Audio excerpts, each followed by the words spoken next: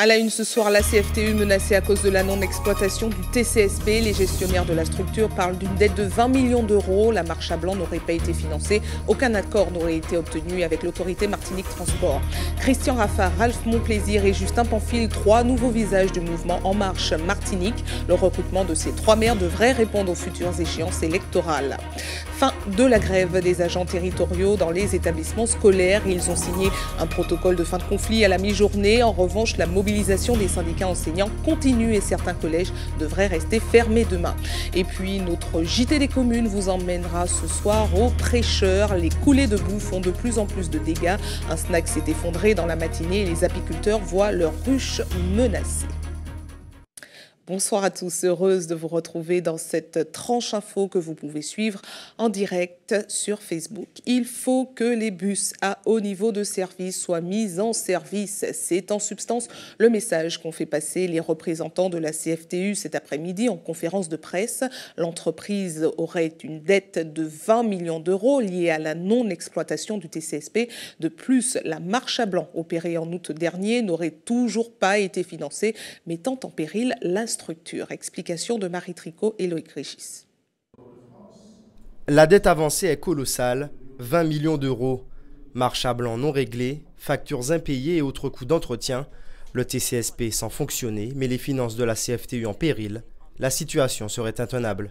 Ces sommes sont dues sur le réseau bus, sont dues à hauteur de 10 millions par rapport au transport BHNS, et donc à la marche à blanc qui a été réalisée, mais aussi aux frais de gardiennage, aux frais d'assurance, aux frais que nous procure cet outil.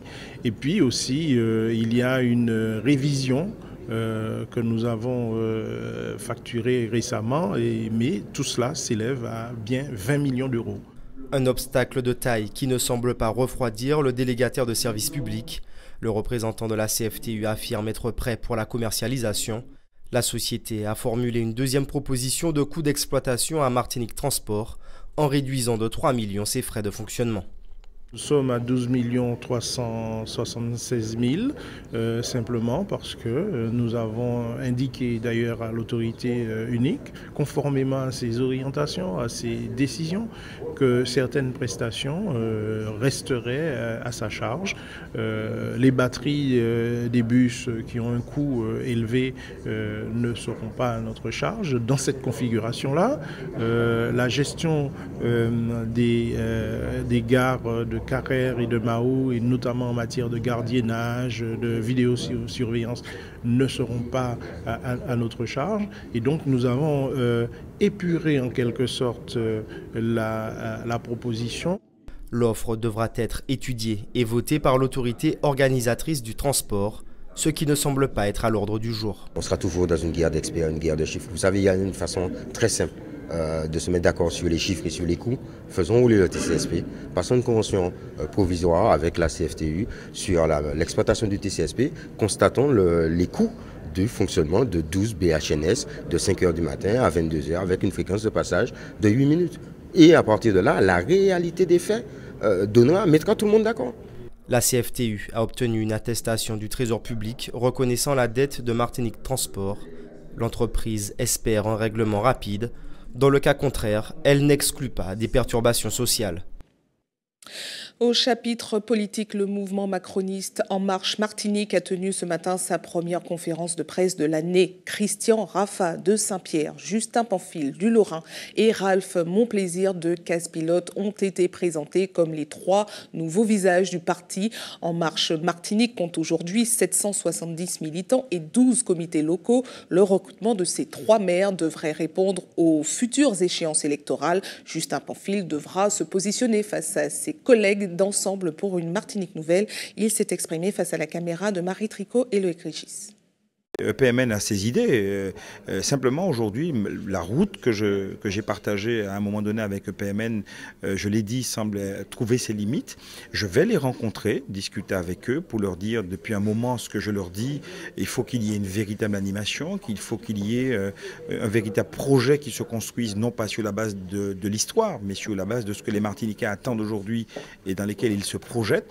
Et par conséquent, j'ai pris un parti qui est celui de dire que je rejoins le mouvement Marche Martinique, de sorte qu'on puisse avec eux construire ce projet-là et qui sera à un moment donné très certainement soumis aux Martiniquais.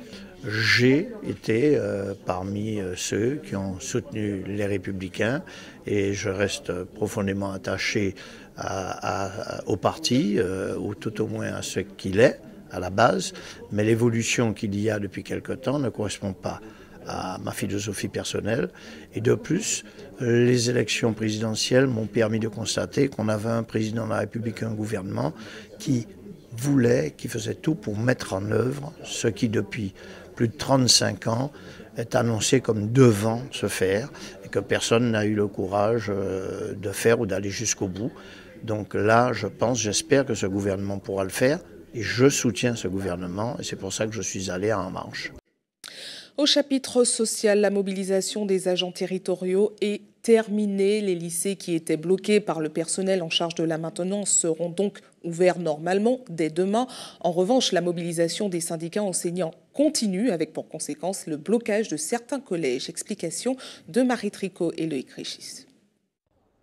Le collège Périnon ne lèvera pas le barrage. Pas tant que le rectorat ne changera pas son calendrier. Les enseignants refusent d'attendre le mois de juin pour savoir si oui ou non 2 de leurs classes vont fermer. L'établissement perdra 14 élèves à la rentrée 2018. Ce qui va entraîner une augmentation brutale de l'effectif dès la rentrée prochaine. Et donc c'est des conditions d'enseignement dégradées, c'est un climat ambiant plus difficile, une situation que nous ne pouvons pas permettre. Le dialogue avec les représentants de l'académie est rompu depuis la dernière rencontre du 28 février et l'annonce d'une suppression de 57 postes. Faute d'une réponse jugée satisfaisante, les syndicats appellent à la mobilisation demain matin devant les grilles du rectorat. On risque d'avoir donc des dispositifs qu'on avait pour les élèves qu'on n'a plus. On risque d'avoir des enseignants qui ne sont plus sur un seul établissement mais qui sont sur 2, donc qui n'ont plus la disponibilité, qui n'ont plus la possibilité d'aider toujours les élèves. C'est-à-dire qu'ils ne peuvent plus faire les réunions pédagogiques qui leur permettent d'avancer sur certains cas particuliers. C'est ce genre de choses en fait, c'est vraiment des choses concrètes qui finalement desserrent les élèves. Le syndicat SE-UNSA dénonce un double discours de l'État et un démantèlement de l'éducation nationale au niveau local.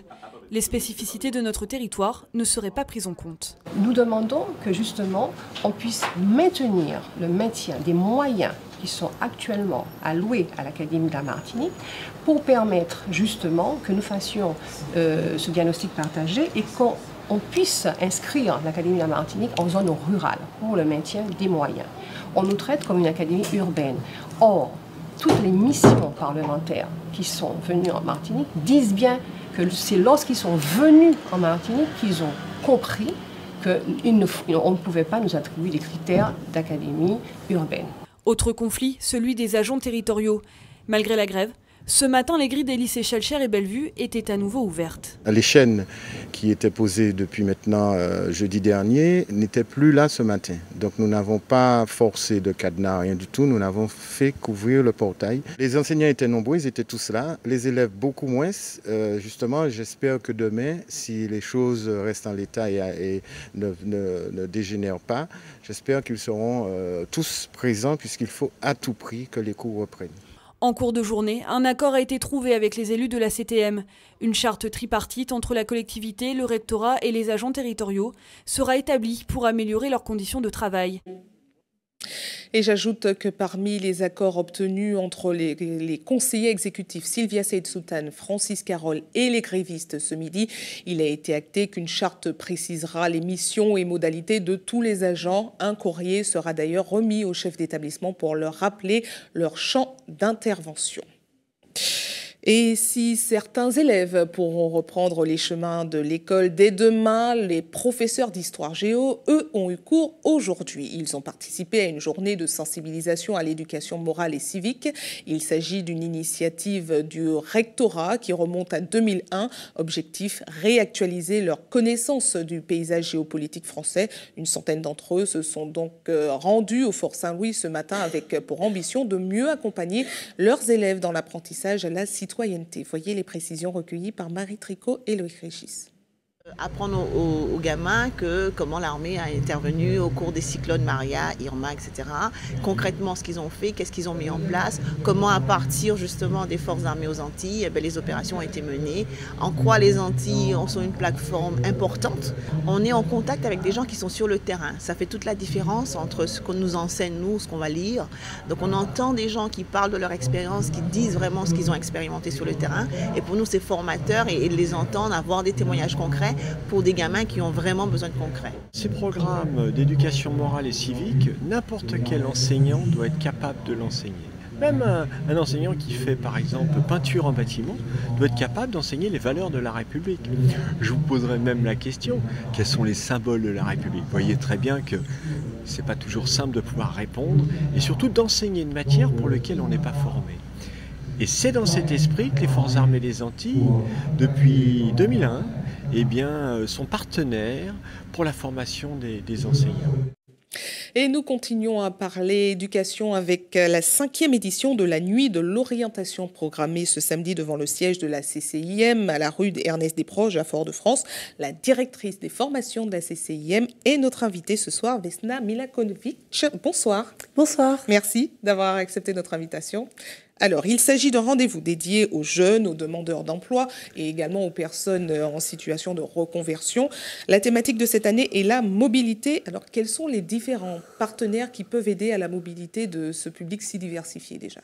Alors, effectivement, à la Nuit de l'orientation, on va parler d'orientation de manière générale, et puis on a toujours un thème un peu fil conducteur. Donc, cette année, c'est la mobilité. Alors, il s'agit de mobilité professionnelle, parce qu'on sait bien que maintenant, dans une carrière professionnelle, on fait parfois plusieurs métiers, mais il s'agit également de la mobilité à l'international. Donc, nous avons plusieurs partenaires, que ce soit l'académie, que ce soit l'université, que ce soit le pôle emploi, qui vont pouvoir donc faire brosser un peu le paysage des possibilités qui existent à l'international. Donc, nous avons également un stand sur comment étudier à l'international, comment travailler à l'international, avec tout un faisceau de partenaires, des ateliers débats, où on va pouvoir aborder toutes les problématiques qui consistent à dire « je pars me former à l'international » ou « je souhaite travailler à l'international ». Très bien. Alors justement, vous avez parlé de conférences, il y en aura plusieurs. Rappelez-nous les thématiques et comment faire pour y participer.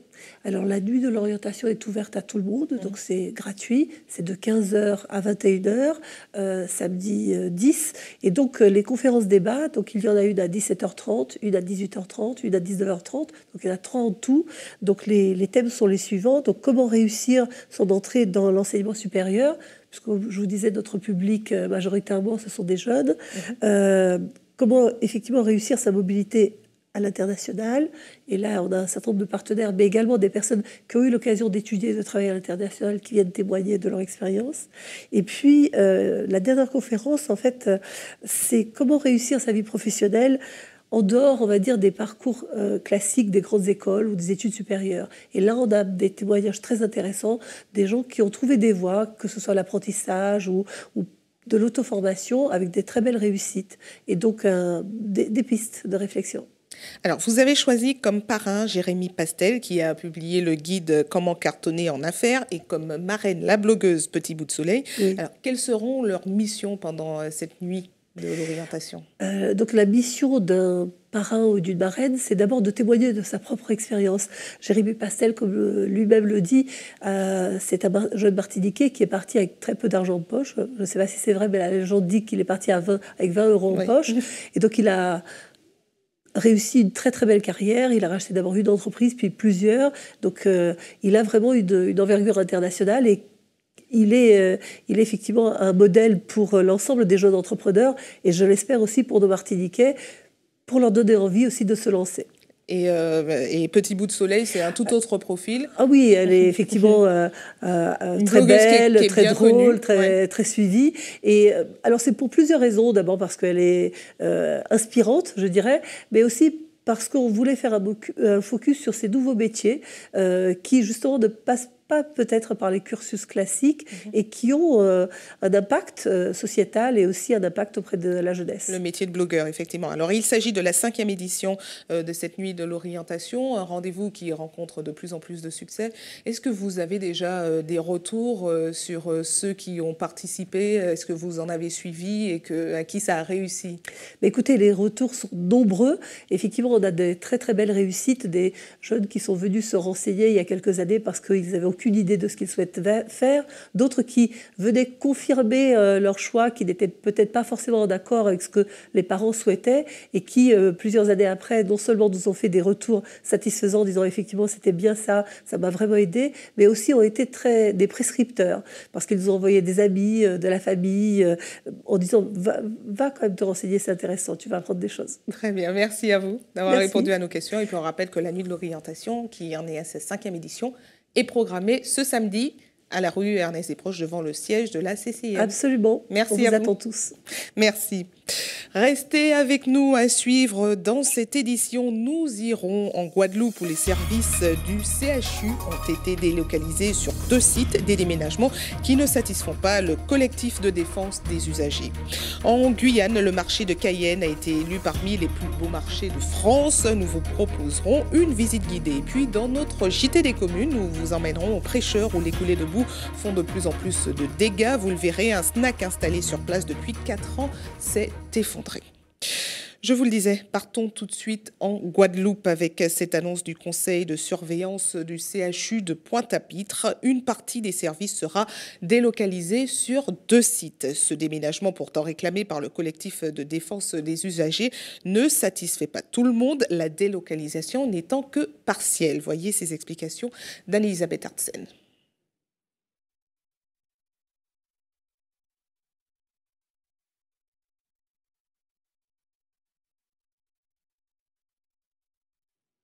Voilà un sujet sur lequel nous rencontrons quelques difficultés de diffusion, mais qu'elles se tiennent. Partons tout de suite en Guyane, à Cayenne plus précisément, à la découverte du Grand Marché à l'occasion d'un concours organisé par TF1 et le quotidien France Antilles. Il a été élu parmi les plus beaux marchés de France. Visite guidée de ce lieu haut en couleurs et en senteurs avec Jean-Marc Dabreux et Michelet François. 12 000 visiteurs par semaine, des étals colorés, des allées métissées. On peut trouver absolument tout ce qu'on veut. Des saveurs, des senteurs. L'odeur des fruits, des épices. Sur un air caribéen, on y parle toutes les langues. Français sur une terre d'Amazonie, le marché de Cayenne est unique. Mercredi, 2h du matin, c'est le premier rendez-vous de la semaine. Les maraîchers affluent des 4 coins de Guyane. Depuis quelle heure vous êtes debout ? Oh, moi, 11h30. Il faut faire vite, mettre sur pied les étals, installer les produits. C'est comme ça le marché tous les mercredis de la semaine, c'est toujours comme ça. Vers 2h du matin, il y a tous les gens qui viennent pour exposer leurs marchandises, leurs produits. À peine le temps de s'assoupir. Oui, bonjour. Les premiers clients sont déjà là. S'il vous plaît. Faire son marché à une heure matinale, c'est une habitude pour certains. Tous les mercredis, tous les vendredis et tous les samedis, à cette heure-ci avant de prendre le boulot. Vous comprenez ? Bon, j'achète pas mal de fruits tels que le ramboutan, de la banane, la pastèque, de la canne à sucre. Pratiquement tout ce qui est naturel. Par exemple, chez cette dame aussi, je prends toujours... On peut s'arrêter 2 petites minutes chez elle ? Okay. Bonjour madame. Oui. Il me faut de la pastèque, j'espère qu'elles sont sucrées.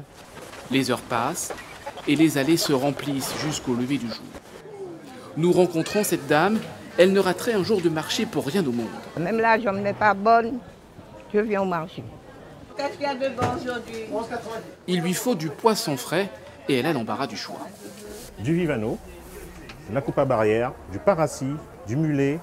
On a fait une petite préparation avec le poisson roi de Guyane, la coupe à rouge. Du choix également côté fruits.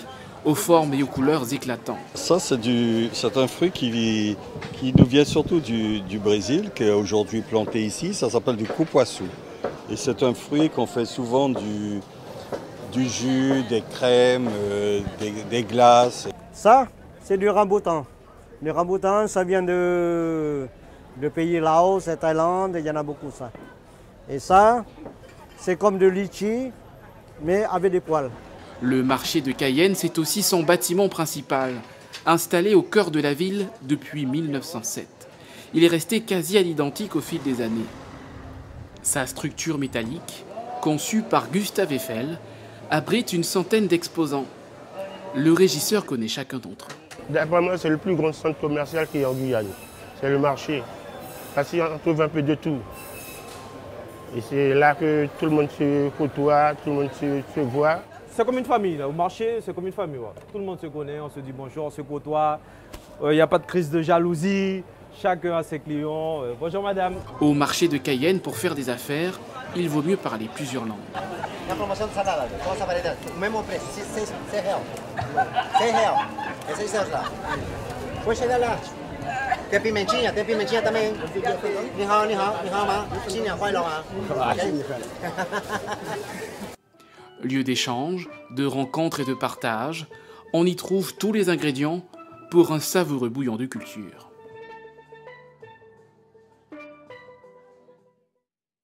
ATV toujours dans la proximité, nous revenons en Martinique et nous passons tout de suite à notre JT des communes.